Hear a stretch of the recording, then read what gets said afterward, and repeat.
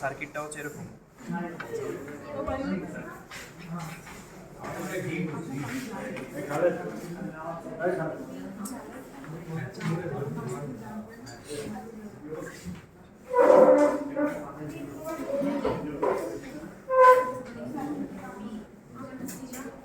So এটা হচ্ছে আমাদের R1, ঠিক আছে। এটা R1 এর সাথে এই প্রান্ত থেকে R2 বের হয়েছে, এখান থেকে আমি R2 বের করছি, ঠিক আছে।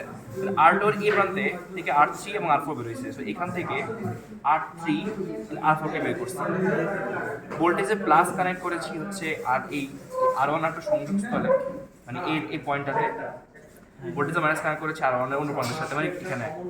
যেহেতু আমাদের R1টা এখানে আসে নাই, আমরা একটা জাম্পা দিয়ে কানেক্ট করে দিছি।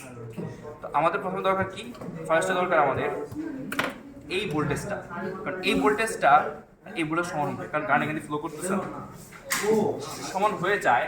তাহলে আমাদের এই ভোল্টেজটা কত আসে, ভিডিএসটা কত আসে, মানে ভিডিএস আসলে ভিওসিটা কত আসে। তো এটা বের করার জন্য আমরা যেটা করতেছি, আমরা হচ্ছে R3 যেটা দুপাশে মাল্টিমিটার কানেক্ট করতেছি, ঠিক আছে।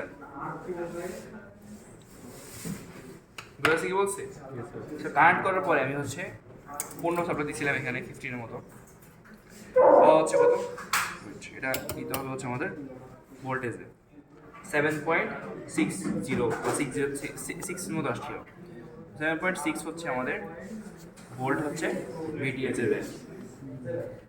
সেটা অফ করলাম, বের করতে হবে কি আইএসসি।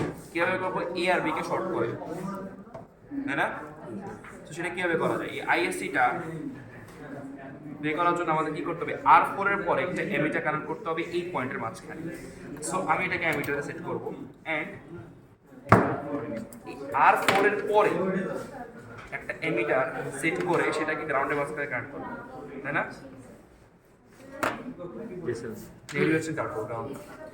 এখানে ঘুরে এসে সেখানে যাচ্ছে। এই অবস্থা আমাদের কারেন্টটা কত, 22.2 এর মতো আছে। 15.1 না 15 ও 15.1 হয়ে গেছে, 22 পয়েন্ট বাড়তেছে। এটা হচ্ছে আইএস। হ্যাঁ, সো আমাদের আরটিএসটা কত, এটা ভোল্টে আছে, এটা মিলি অ্যাম্পিয়ার আছে, সো এটা কিলো ওহমে আসবে, ঠিক আছে, সামথিং কিলো, সেটা হচ্ছে আমাদের আরটিএসটা। সো এইভাবে আমরা একটা গিভেন সার্কিট থেকে একটা ভিডিএস আরটিএস বের করতে পারি। বুঝেছি কি বলছি?